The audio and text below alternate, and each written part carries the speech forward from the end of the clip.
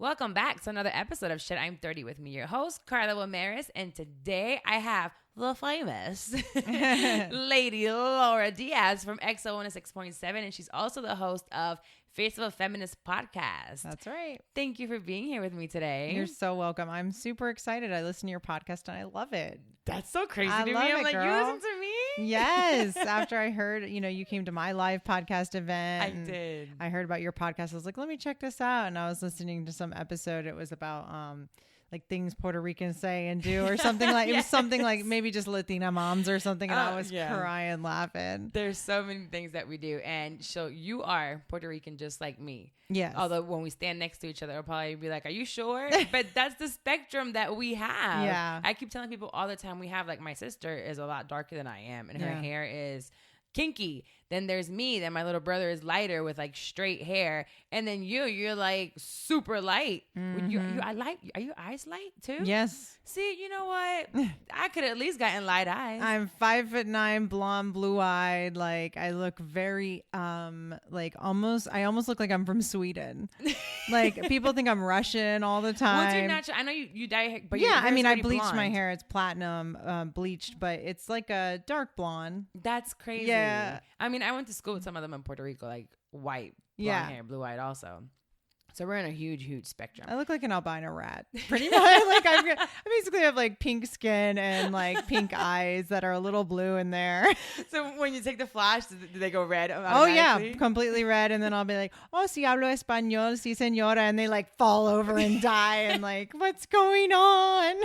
That is so funny. I've heard some people speak sometime, and I'm like, oh shit, they're Spanish. I probably shouldn't be talking shit about them. Oh yeah, you can catch them. That probably has happened to you so many times. And like my mom looks like me, but she's from Spain, so that's where I get this whole. That's where you get the light part from. And she's from El Norte, and so it's like really close to like my God, Ireland, So like the Vikings invaded that part of Spain, and you know how like the Moors came into the south of Spain from Africa, so that's why it's much darker in the southern Spain and like where we're from in Galicia.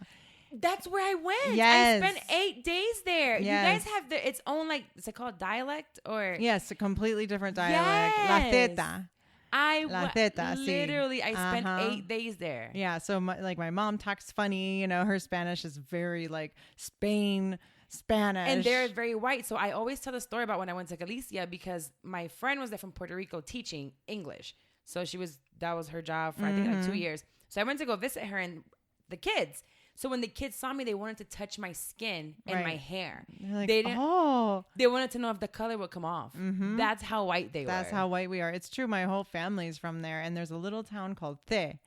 And Galicia is so different than Spain that they wanted to actually become sovereign. They fought for years since I can remember my grandfather's day. They've been fighting to have Galicia be its own country. What I loved about it is that it's very similar to Old San Juan.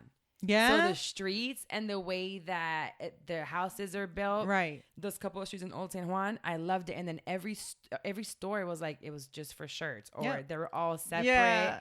There's no Walmart there, that's for sure. Not at all. Yeah. Not at all. Oh my God, that's so exciting! I actually got this tattoo done there. Oh, that's great. I did because there was a thing.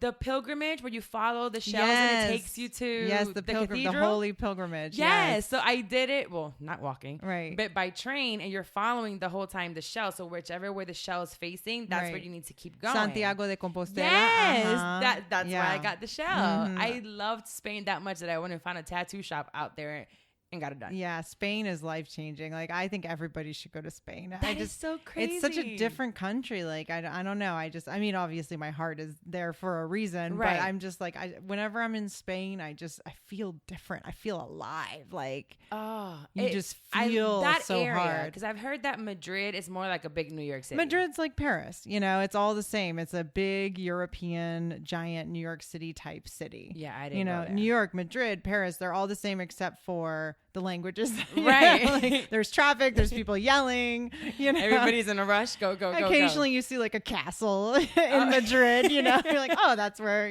the queen lives or whatever. Dang. I would have never known. I don't think I've ever met anyone else that had been there. Isn't it That's funny? So cool. This world is so small, I tell you. So small. There's so many things that, like, since I met you when I walked in with my big fuck you shirt to your live show, it's like we have so much more in common. I would have never known. Yeah. So my mom, back to the story, is my mom is super white like me, and then I'm her La Rubia.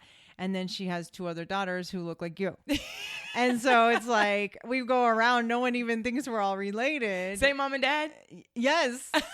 My dad's from Puerto Rico. He's real dark hair, really curly, like kinky hair. And they got all that from him. Did they come out to mom? Are you the milkman's daughter? All the time, until they saw my mom. And they're like, oh, okay. We get it. And so we would be at the grocery stores coming out like when we were kids. Because my dad left. So she was a single mom.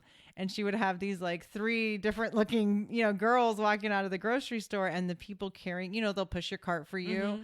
And they would be like saying things about us, like derogatory, like sexual things.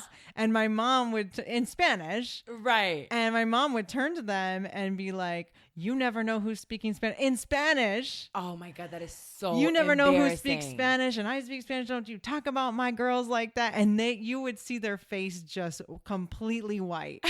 And they, and they're like, ay, lo siento, señora, ay, me da pena, or whatever. And it's like, que te dé pena ahora, oh my God. So we're actually going to talk about family matters, but before we get into our topic, we're going to do shit you should know. So now that I am, unemployed and sitting at home, I was on my laptop and I have the news on. I like watching the news and listening to them. Usually I read them in the morning, but since I'm here, I was watching it. And the headlines come up and says, girls with knives plan to kill Central Florida classmates and drink their blood. And I said, oh, okay. So this is a Halloween story. Right. That's what I thought automatically, like they were doing a prank or something like that. No, it was real. It was 2 middle school age girls, 11 and 12. I believe it was Bartow Middle School. They brought knives to school and planned to kill their classmates and cut them up. They planned to stake out in a school bathroom and wait for smaller students to enter. That way they can overpower the smaller ones. It was 2 of them. They were going to cut the victims' throats, cut their bodies, eat the flesh, and drink their blood. They wanted to do this in hopes that it would make them worse sinners, ensuring that after they committed suicide, they, the 2 girls, will go to hell and they can be with Satan. I was just like, what is going on? When I was younger and I watched Goosebumps, it didn't make me want to do anything like this, to be like a Satan worshiper or want to go with Satan. And I'm trying to think what shows are out there that could have made them think like this or want to do something like this. Because it says that the detective said that the girls made this plot watching the scary movies over the weekend. So over the weekend, boom, it hit them and they wanted to do it when they got to school. And now the girls face charges of conspiracy to commit first-degree murder and possession of weapons at school, among other charges. And it's up to the prosecutors to decide whether the girls will be charged as juveniles or adults. There's so much to unpack with this story. I know. Like they wanted to kill kindergartners. Wait, so it's like a elementary through high school? I don't know. I thought it was just a middle school. I know. I read somewhere that they were gonna like kill kindergartners. So I don't actually know what the logistics were, but somewhere in all of this big grand plan, that's how young they wanted to go. Not that 10 is not horrific, because it's just as horrific. Right. It was just like, I don't know. And of course, I don't think over the weekend they became that way. I think that something had to be brewing inside of them. Clearly, their home lives are not good. Right. Clearly, they've seen some really messed up stuff. While I was writing this outline, Ayana walks by and I said, you know what, baby, come here real quick. I need to tell you something. So I read her what was going on and she's like, oh my gosh, they're crazy. I'm like, do you know anyone like this or someone funny? Because I always tell her to be nice to everyone, even if they're not nice to you. You don't know what's going on at home. And I did on the episode that I just dropped before, it was a dad that went to confront his son's bully and ended up finding out that he was having issues at home. Of course. And there was all this going on. So I tell her that all the time. And I have her Instagram open on my phone. So her conversations, I see them live as they're happening on her DMs. So where are they parents? What made them think that they want to visit Satan? Like that is... There's some people that don't believe. I think you don't. Are you atheist? Yes.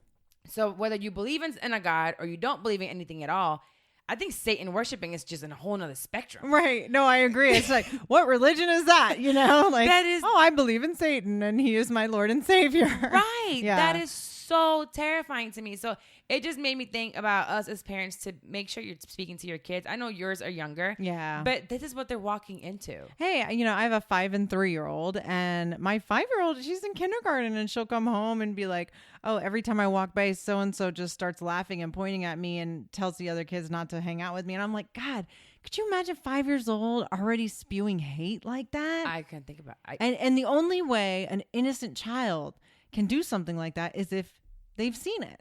Right. It's the only way. We're born innocent. We're born pure. Right. And then you can have in just 5 measly years that much hate, that much, ill will towards another human being in kindergarten. That means you've been seeing it. You've been subjected to it at home. They're babies of kindergartner. It happened right before kindergarten. So I think it was VPK. Someone came to my daughter and told her that he was going to shoot her, another little boy with a gun. Now I'm a gun owner, and because of the shop and my father has guns all the time, I would teach her about it. She had videos, and at the age of 7, I had already had her in the gun range shooting because I didn't want that curiosity.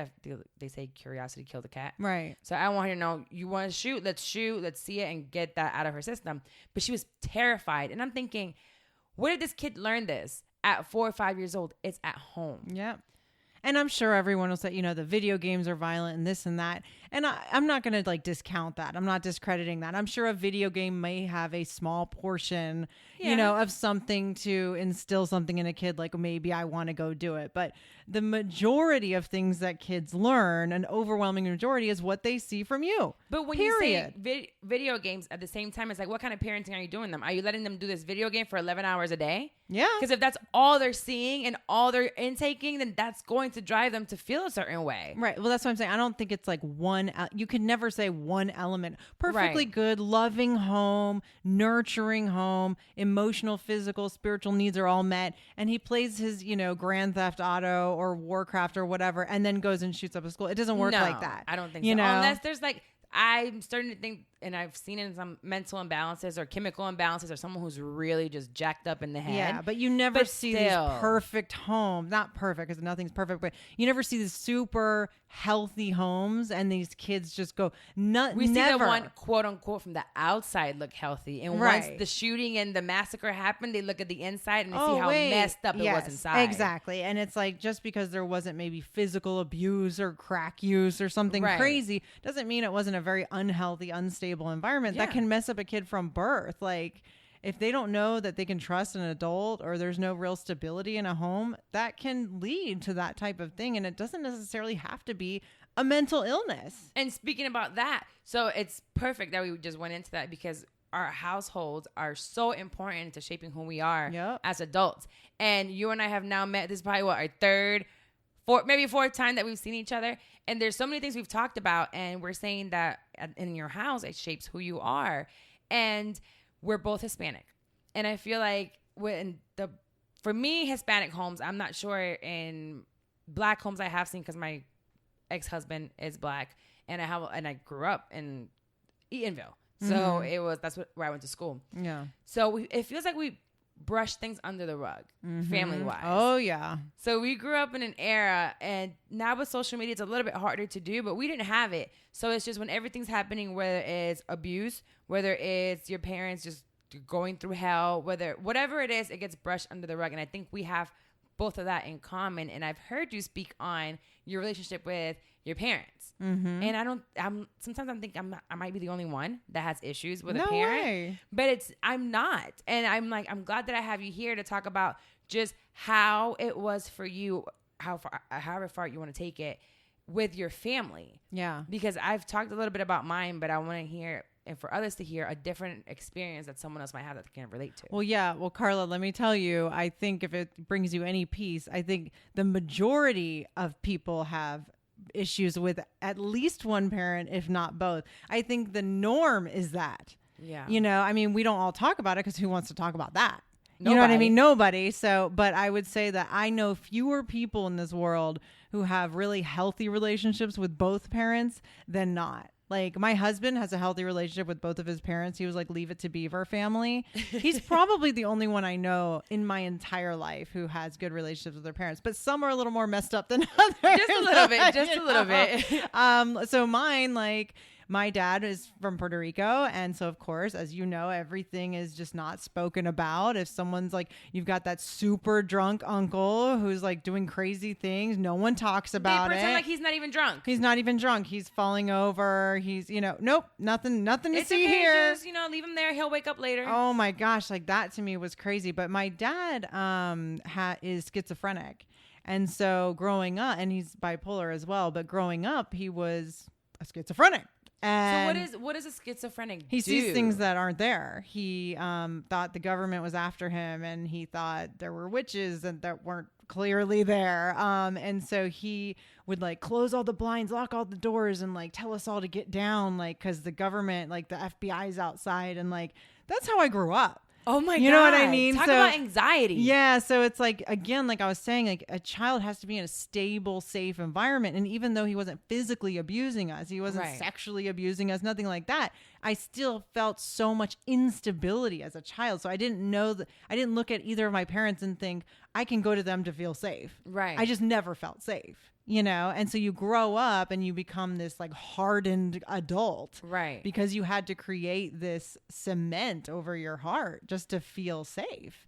And so like that's the very much a Puerto Rican thing that for at least me, I realized that his mom, my grandmother, just refused to admit that he was so sick. And so eventually, from what I understand, like at one point growing up, she had admitted him to a mental hospital, and he was there and not because she wanted to, because like some family member forced it, because you can't have a schizophrenic like on the street unmedicated. Right. They end up like doing crazy things. So some family member put him in the Mayo Clinic, the mental hospital, and he was there for 2 years. And this is him as an adult? This is him before he got married and stuff. But he was already an adult. He was like 18, okay, 19. And so he checked himself out after 2 years. And that's when my grandmother just ignored the fact that he had just been in a mental hospital, didn't tell anyone that he was sick, didn't mind if he didn't take his medication. Like she just continuously acted as if everything's back to normal, like he was cured. First of all, you can't cure mental illness. You can't. Probably one of the few illnesses you can't cure. Right. And so he goes on about his life, meets my mom. She never finds it to be her responsibility to tell my mom, that he's sick. And he doesn't tell her either. He doesn't tell her. Nobody tells her. Is schizophrenia something that can be passed on to the kids? Yeah, I'm bipolar now. Oh, wow. So, and I just found that out not too long ago, maybe a year ago or so. And like he has 3 daughters and I'm the one with it. So it's kind of like when you look at the odds, someone was going to get it, right? Because it's very much genetic, and his dad was. Mental health is such a thing that we don't talk about in our families, especially Hispanic and Black communities. We don't talk about it. Well, a lot of them just don't believe it. Like I don't know a whole lot of Hispanic families that are openly believing that they're real. Yeah, they just go, oh, ya está loca. Right. Está loca. Está and it's loca. Like, do you realize what you're saying? You're calling us crazy, but crazy is real. Mm-hmm. It's so bad. Yeah. So your relationship with your dad, where did it go? Well, when I was 7, he left. So, and he left because obviously things weren't great between him and my mom, because he didn't take his medication. So they were married for 11 years, but I was only 7 by the time he left. And that was pretty much that. We would have some visitation here and there growing up. And then he kind of just, at one point, just stopped being a dad. You know what I mean? Like, I don't remember. It must have been like 12. He remarried and he was done with being a dad.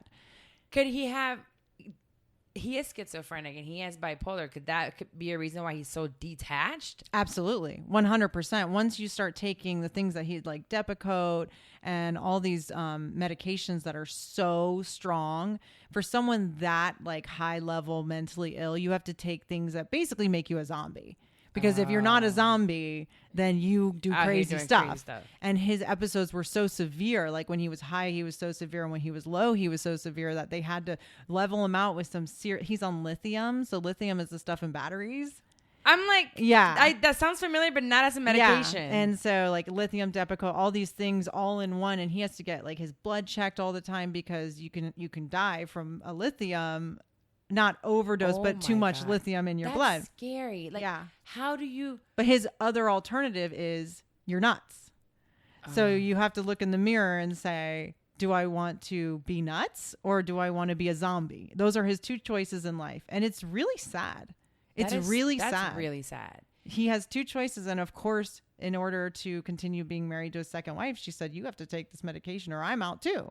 And so he does. My dad was the same. He was always getting his ass beat growing up. And they were like, he's too hyper. He doesn't listen. And when I think back now to it, my dad had issues. Yeah. I don't know. He probably undiagnosed. Completely undiagnosed. Because even as an adult, I remember telling him, Dad, go to a doctor. Let's just go to a doctor. And he wasn't, I wouldn't say crazy. He self-medicated a lot with marijuana. A lot. I mean, I don't think I knew my dad not high. So to me, it was normal. Right. And I didn't see my first joint until I think I was 22. Wow. So I don't know how he hit it or where he hit it. I saw cigarettes, but I never saw the weed. And come to find out, my dad would smoke a joint every hour on the hour. Wow. But where he was during all this time, I don't know. But they would self-medicate themselves. And we don't know why their parents didn't do it. And now with my kid, I'm like, I don't want them to feel the same way I felt, because you're saying you didn't feel safe.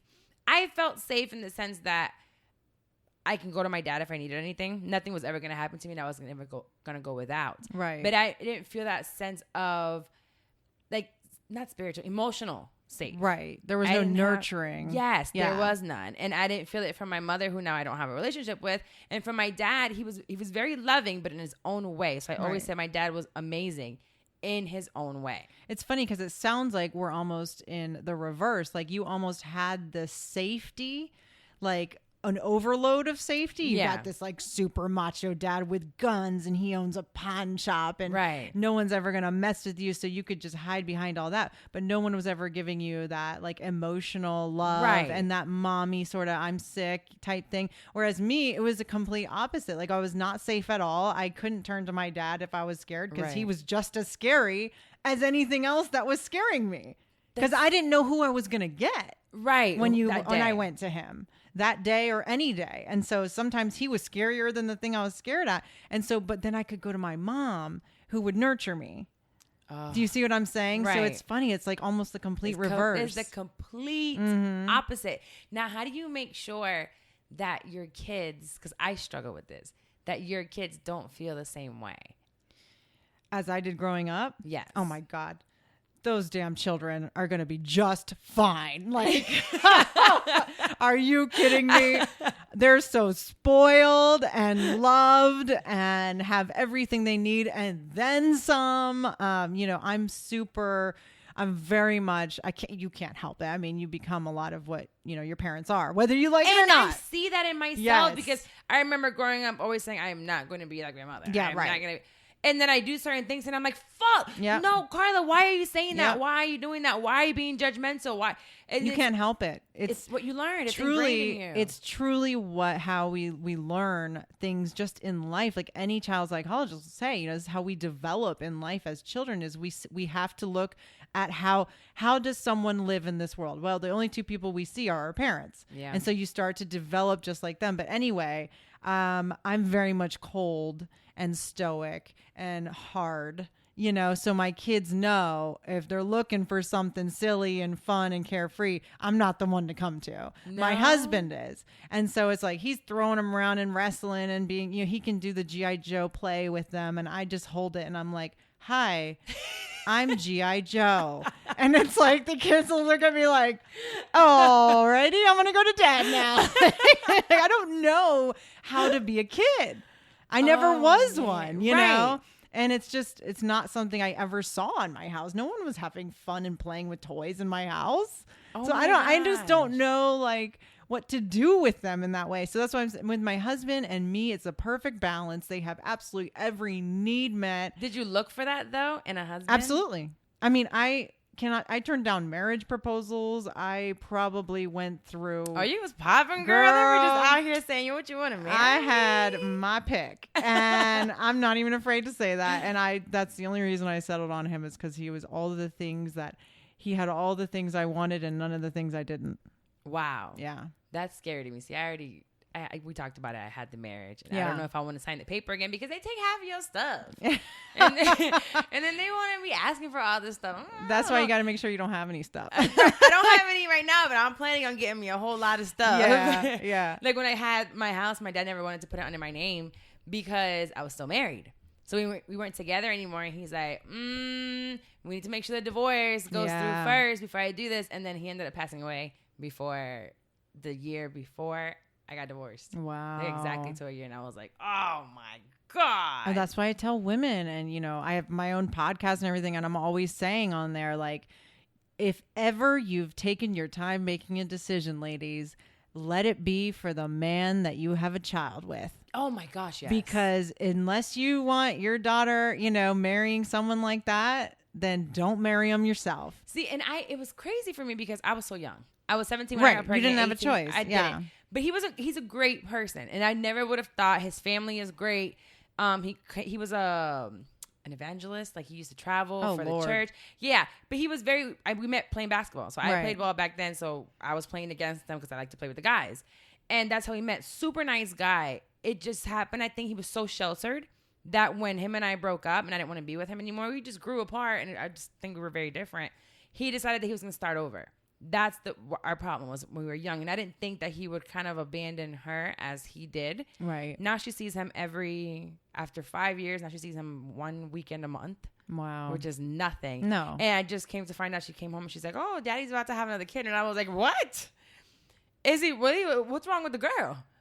Yeah. Like, does she not know? Because apparently they were together for I guess their first 2 years. He wasn't even seeing my daughter. Right. So I'm thinking, as a woman, why would you want to date a man that's not there for their kids? Oh, please. She's probably rejoicing. Oh, he's got a kid. Well, that sucks, but at least he doesn't hang out with her. Right. That's the mentality. But then you're having a kid with them. Don't you think it's going to happen to you one day? No, nobody thinks like that. Nobody thinks about reality when you're in love.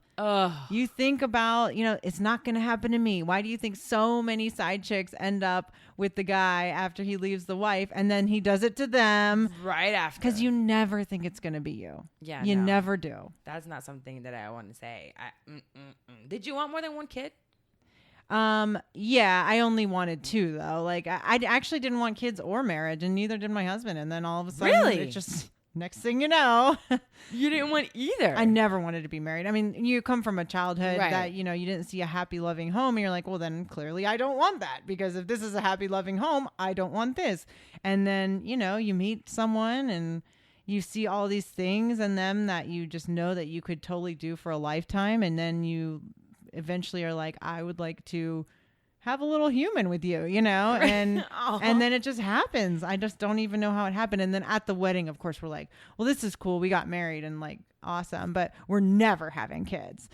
And then you change. Yeah, 2 years later. Oops, here's the kid. Yes. So I think it just happens. And I talk about that because, I mean, the name of the podcast is Shit, I'm 30. And I feel like society tells us we need to have everything together and know what we want. And you don't need to know what you want at 30 or at 32 or at 33, right. Hell, even 40 sometimes. Maybe you didn't want to get married and at 40 you met your person and now you want to get married. Yeah. So I don't think any of us need to know exactly what we want.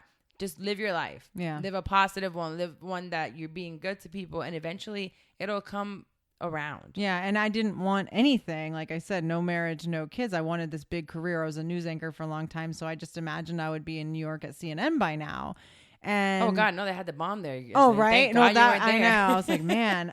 But then it was like, it's funny, when I didn't want all those things, I was married by 27, had a kid by 30. I'm 35 and I have 2 kids and a huge career. Right. And it's just like, it's funny when you don't put so much pressure on deadlines, it just happens. It just happens. And here I am with all of the things I could have ever wanted in life and never once put a deadline on it. That's how I changed after my dad passed away. Right. I said, I'm tired of saying I need to have this by this date and this by this date. No, right now, I don't think I want to get married. And I've told my boyfriend it's been 5.5 years and I'm like, I'm good with the way things are right now. Maybe later on, I might want to. And if I do, then he better come with a real nice ring. I want a really nice one if I decide. But right now, I'm good with vacations. My rings from him to me, it's like, let's go to Jamaica like we just did. Of course. Or let's go travel overseas. Like wherever we go, that's the ring to me. And that makes me happy. Some other people need to have that marriage to make them happy. So we're all different. So I'm good with that. So let's go into a segment that I have. It's called Unsolicited Advice. Okay. So we basically give advice to people that didn't even ask for it, but they're going to listen to us anyway. And I have one that it actually reminded me of what we were going to talk about. I'm like, let me read this one with her. And it says, is it wrong to dislike men from your culture because of the experiences with your father? And I was like, ooh, let's read this one. Oh, who is texting me? I was going to say, I hope that's not mine. Oh, no, that's mine. Okay. It says, in my case, my father was very emotionally uninvolved. He was present and worked for the household financially, but I barely knew him as a person. I've noticed many men from my culture exhibit similar traits and see raising kids to be a woman's job and therefore do not care about being there for their own kids. Present but absent at the same time. I don't want a father like that for my future kids. Therefore, I stay clear of men from my culture. Is it wrong? I know I'm generalizing, but it seems to be common, so I see it as better safe than sorry. I also don't find men from my culture very physically attractive, so there's that. Mess with them because of my dad. So, I mean, is it wrong? How about it's only wrong if you think it's wrong? I mean, because what's wrong to you is not what's wrong to me. Right. I'm perfectly fine without it. Yeah, I don't. No way. And granted, are there probably so many nice Puerto Rican men who are great dads and are totally emotionally available? Sure, but I'll never know because I'm never going to date one. You know what I mean? I don't want one either. No problem here. You can have them. I know. And I don't know if mine has to do with the fact that I grew up here. I got here when I was 8, 9, somewhere around 96. So I've been here for so long that it just didn't connect with me like that. If I might meet one that, well, not right now. Sorry, boyfriend. But if anything were to happen and I were to meet one, I don't think I would meet one that is super cultural with Puerto Rico. He would be more Americanized like I am. Right. You know? Right. And the moment someone speaks Spanish to me, I'm like, That's so funny. Like, it's such a beautiful language and you speak it beautifully. You should embrace it and be like, yes, I speak Spanish. No, I'm saying a man. But why? No, don't talk to me in Spanish. Oh my God, you're so funny. I know way too many people who want, I wouldn't say want nothing to do with their own language, but it's funny. Like you, I know so many people like you where it's just like two people who speak way better Spanish than they do English and they end up talking to each other in English. Oh. That I will never understand. I'm talking about dating wise. Yeah. Like, I don't mind talking to someone in Spanish, but if you speak English, speak to me in English. But other than that, like a man speaking to me in Spanish, it's just like, I don't like you anymore. I was just kidding. God. You so were the cute minute to me you hear before. it, done. Wow. I don't like it. But as a friend, yes, because I can you'll get my jokes. And sometimes I do get frustrated when I want to say something and it doesn't translate the same way. And I'm like, learn Spanish already. It's been 5 years. It's never going to happen. He's just not going to get learn English, yeah. But okay, so if you just side note, if you did have someone sitting here with you right now who was more fluent in Spanish than English, and obviously Spanish was your first language, right? You guys would be talking in English? No. I'll speak to them in Spanish. Okay. When I go to Puerto Rico, I speak to them in Spanish. Like my best friend from Puerto Rico who I grew up with, she speaks perfect English, so I don't speak to her in Spanish. That's so funny to me. I speak to her in English. Funny? She'll say certain things in Spanish, and my sisters got here at 15. Her first and main language is still Spanish. Mm. So when we talk, most of the time she's speaking in Spanish and I'm responding in English. God, why? I don't know. I had to speak to my grandma in Spanish. That's so funny. But I don't know. I don't know. It's just the way the brain works too. Yeah. You know? Sometimes it just goes back. I think it is because I didn't embrace it for a long time. I didn't even want to go back to Puerto Rico. We used to go back every Christmas, every summer, and then I didn't like it because I would go back just to see family. It wasn't a vacation. It was just that we were going back home. We were going to see family. It was nothing fun. Until I got older and I'm like, this is a beautiful island. Yeah. And I would go with my friends and then got to explore without being a tourist, without having to visit family every single time. Of course. But back to her question, like you said, if you don't think it's wrong, then it's not wrong. No. Date whoever you want to date. Especially when it comes to dating. No, you can be as critical as you want. Now, if you don't like a Puerto Rican person and you discriminate against them outside of the dating realm, then that's yes, a problem. That's wrong. Yes, you're right. Thank you for bringing that point up. That is wrong. Although, when the Puerto Rican parade is coming around, I'm like, oh, I want some food, but I can't stay there too long. Right. But no, it's not the parade. It's something else. It's a festival. And it's the crowd, too. Like, I don't care what culture. But that's with any race. Yeah. I feel like the whites, they have like what they call the trailer park trash, or with the blacks, they have like the ghettos, or with the Spanish, we have like the Spanish, like the cafres, you know, every culture has their one that you're like, oh my God, seriously, you're so loud, you're so crazy, but it's in every culture. So she might not be trying to get away from her father's figure and go to say a white guy, but there might be a white guy that's just like her dad. Right. So of course, sometimes you might be running away from it and you run right into the same person, just a different culture. I don't know. So I have one more, and it says, I need my glasses. I don't know where I put them. Oh, here they are. I'm over here struggling. It says, I'm a single mom of a toddler, and I work from home. My day consists of writing articles for clients and chasing a toddler. I'm sleep deprived, and I feel like I'm at my breaking point. My child's father has been stalking me and wanting joint custody. I haven't gone for child support because it was an abusive relationship, and I don't want my child raced around drugs and passed off to whoever will keep him. I'm so tired of getting only a few hours of sleep. I can't afford daycare, and he wants to keep the baby, but I know the baby will be around drugs and passed off to whoever will keep him for the weekend. I need help coping. I know I won't go through with the child support because that would give him rights and put my child in danger. I am sitting here depressed, missing so much what it was like to have a whole weekend to myself to work in peace. I will be so glad when my child starts school so I can get a break for a few hours throughout the week. I'm like, you might be able to give some good ones, because I can't remember, but you chose him. Was my first thought. Yeah. That's who you chose to have a child with. Yeah. But I mean, now that it's done, now where do we go? Like, now how do we move forward? You know, and if she's got to work and there's a toddler at home, my God, I don't know how she does it. I've never been a single mom.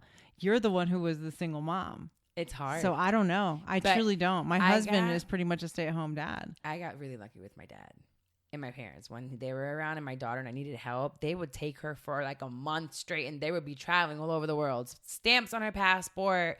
And I would look on their Facebook and I'm like, damn, they're living good. Like, I don't want to work anymore. I want to hang out with you guys. Right. So I got lucky in that aspect. But saying that, she doesn't mention whether she has family. Do you have friends? Right. Can the baby go on a play date with someone? Are you in a church? Sometimes I think churches do things for kids where you might be able to drop them off and it's free. Of course. So I think there's other 4C. That's something here. I don't know if other states Yeah, she might need it. to look into some like sort of like state help. Right. Yeah. And they might be able to do a couple of hours or maybe a day or two at a daycare. Might not be full time, but just to give you a break, because it can get really overwhelming. I mean, if it's a toddler, I'm assuming it's 2. So in 2 more years, they can do VPK for free. Right. Which is great.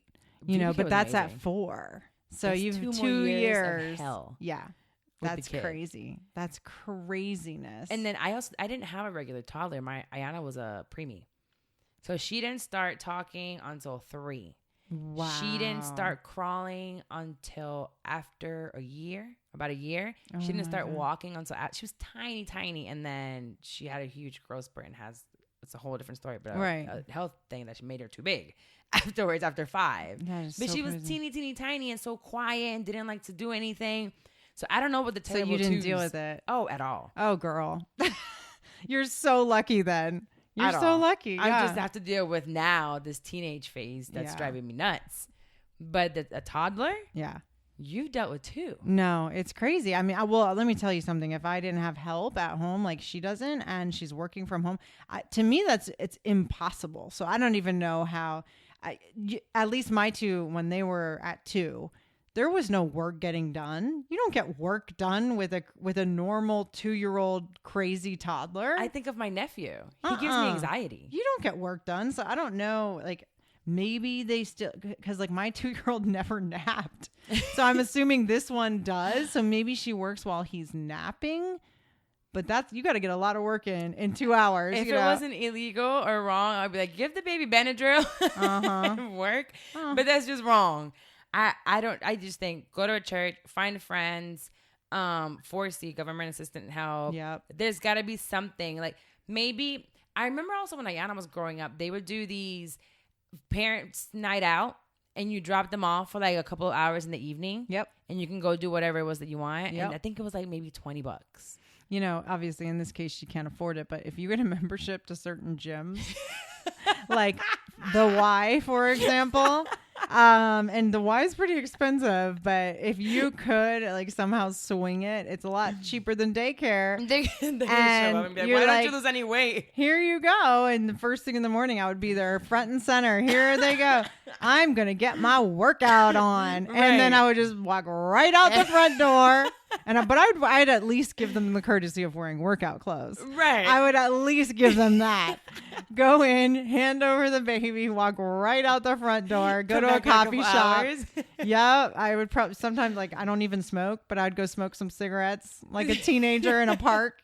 Just because I needed and just blow it right back out. I just needed to feel normal. I needed to feel like a woman, right. Like not just this just a mom. Yeah, like a garbage disposal for my kids' bodily fluids, like you need to feel like a woman. You have to. And I would walk out and I'd be like, I'm smoking a cigarette like a woman, like a grown up. You end up resenting your kids. Of course. And you're going to look at them and be like, oh, I can't stand you. And you only got, if I'm not mistaken, you only got, I think, up to 2 hours a day or something like that. And it would be like, okay, I'm cool with that. I get my 2 hours a day to feel normal, and that's perfectly fine. And that's all I ever needed. 2 hours? 2 hours. If I had, and sometimes, of course, I couldn't get around to it, but every other day, whatever you could do, if you can just get 1 hour, 2 hours, you're good. Yeah. You're good after that. You just need to push reset on your head.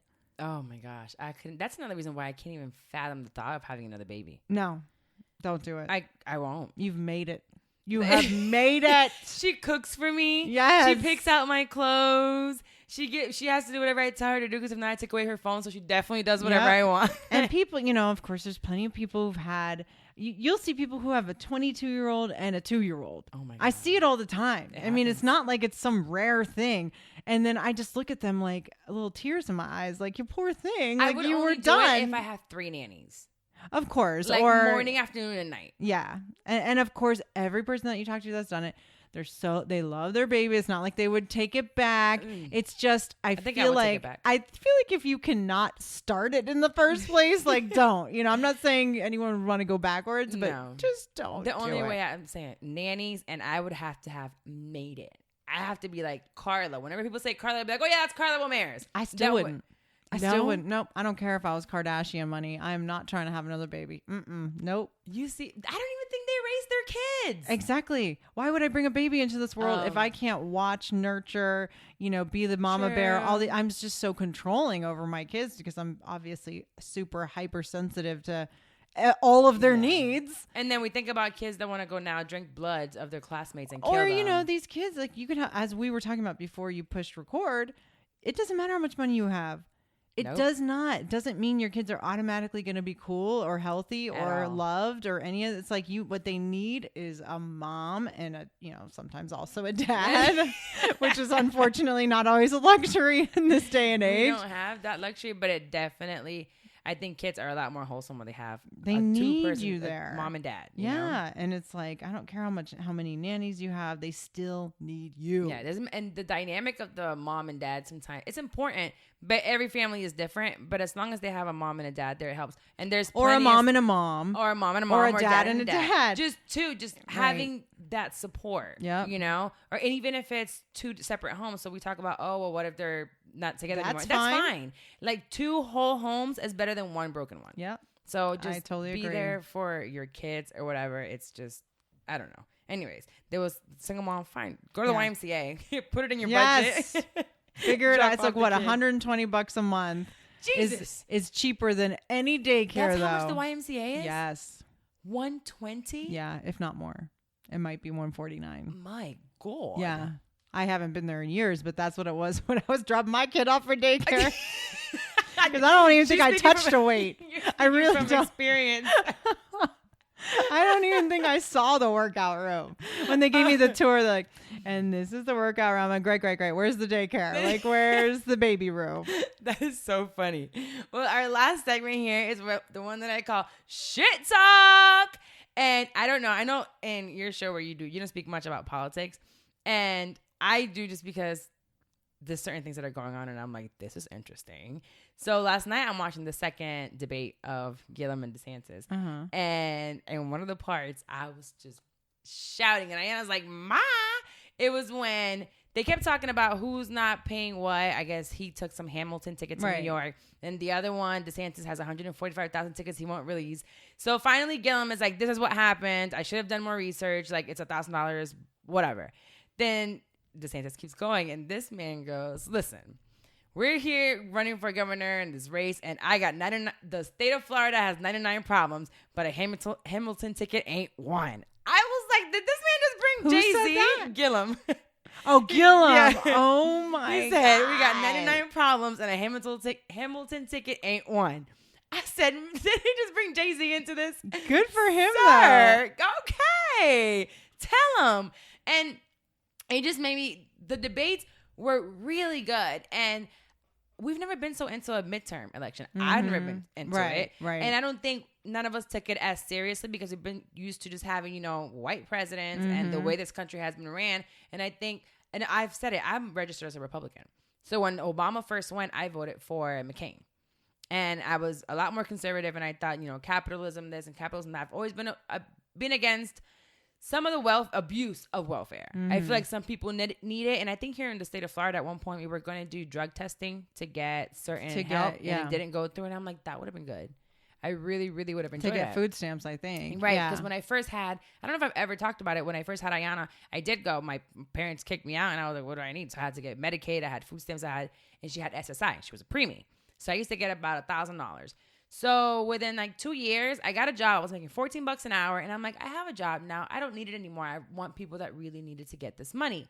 Naive of me to think that only the people that need it were getting it. So when I got rid of it, I'm like, I don't want to listen to anyone. I don't need it. I'm making money, my $14 an hour. I thought I was rich. And I'm like, I can take care of my baby with this. So I got rid of the $1,000 a month and come to find out the government is abused so bad for their money. And I'm like, I could still be getting that right now. Like today, she could, and it's gone up now. So we could have been getting like $1,500 a month. Just but I for thought once you get a job, you don't qualify anymore. They don't even ask. For the SSI, they would, for I don't know how many years, they wouldn't even ask about my job. I was still getting it. Oh my God. Because it was her disability. Because you qualified back then. Right. I see. Because like the right food now, stamp would ask you. You couldn't qualify. No. Right. So right now I can. But if you make an income, let's say you were making an income, you can't start it. It's only if you start it and they don't take it when away. You don't have it. Yes. Interesting. Dang, that's messed up. So the food stamps, they do like ask you all the time, like to send it and review. But the SSI, they never had me do it. Wow. Ever. So I could have kept it, and it was for her, and it was her disability, and she was on medication till 11. So she could have still been getting it then, but I got rid of it.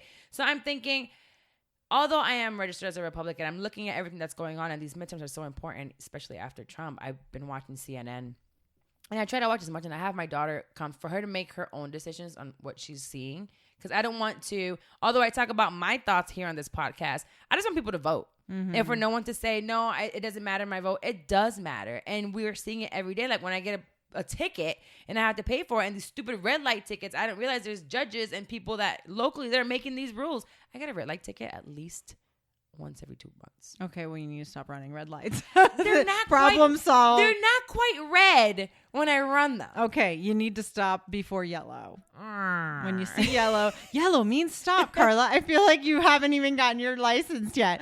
Okay, so when you see yellow, you take your foot off the gas. When I see yellow, for some reason, I go, right. It's not. It doesn't mean go faster. It means go slower. I have this little game because when it's yellow, if you pass it right when it's yellow, the next light, you catch it green. Girl, how old are you? No more of that's for teenagers. That's what a 16-year-old thinks. This is me being impatient. I'm so impatient with things. And I'm like, I don't want to wait at this light when I know that one's about to be green. I need to get my life together because I've been spending way too much money and now I have no job. You're a career woman with a daughter and you're talking about, I know that if you go faster on yellow, you're going to make the next one. Did you hear yourself? Did you hear yourself? Fucking mess. And then I'm pissed when I get the mail and it's like, you get a ticket, and I'm like, these fucking politicians. Right. Maybe it's my fault. But they might get rid of them red lights. No, but I mean, the red light cameras are, in all fairness, just ridiculous money grab. That's all it is. $164. Yeah. And there was no cop there. I'm starting to figure out, I don't know. I have to get rid of them somewhere. Yeah. But anyway, I just feel like everyone should listen to the debates. I am going to tag them they've already been tagged actually for another episode that I did about voting and getting early voting. So you can go vote for whoever the hell you want to vote for, but just vote. And just know that Andrew Gillum is dragging the hell out of DeSantis right now. He's just a little mini Trump. Just all he mentions is Trump and Andrew. I'm like, well, what are you going to do, sir? Because like I said, I am registered Republican. So is there something that you might want to do when I'm paying a whole bunch of taxes? Where are my taxes going to go? Because I'm planning on being rich, you know, one day. So where are my taxes going to go then? I want to know, but he doesn't talk about it. So just go ahead and vote, and shout out to Andrew Gillum. And hopefully we all do our research and know that it's important to us.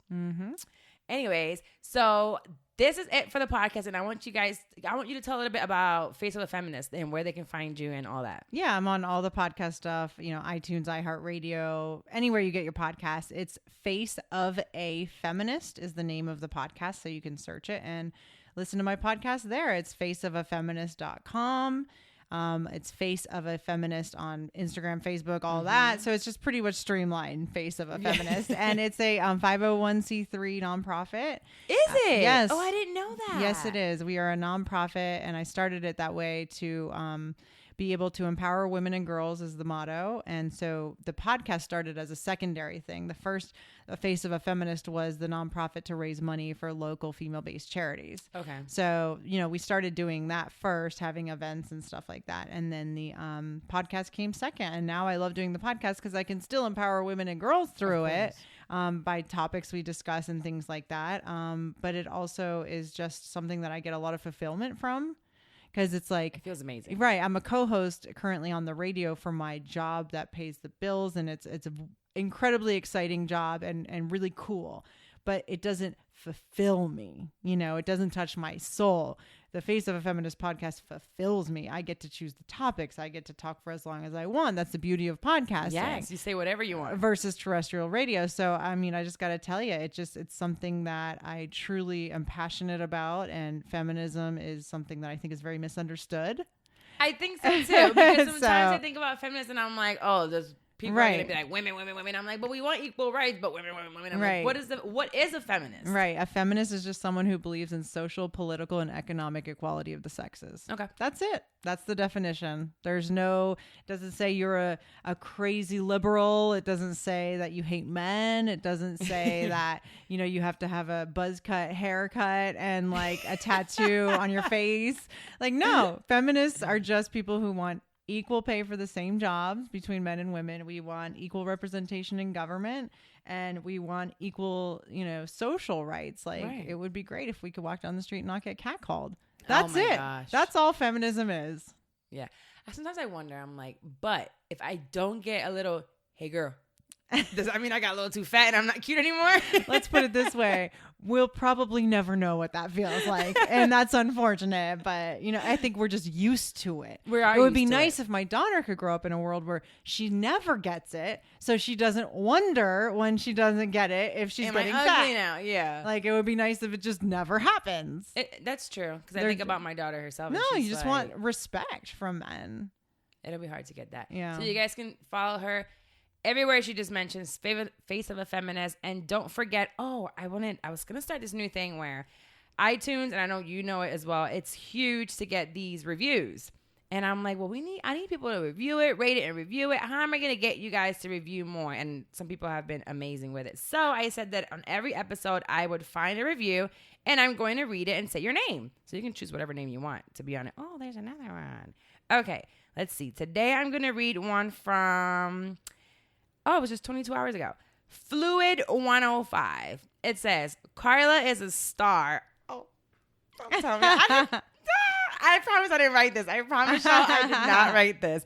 It's Carla is a star. Love this podcast. After listening to a few episodes, you'll feel like you've known her for years. Keep up the amazing work and positive vibes. Well, thank you. That's so sweet. So I think every episode I'm going to go ahead and rate them. So you go to iTunes. I'm not sure if the Spotify do... ratings and reviews. I'm going to look it up and figure it out because I can find them wherever you guys listen to the podcast. And I'm going to shout out your name and the review that you gave me. So I'll see you guys next week. Bye.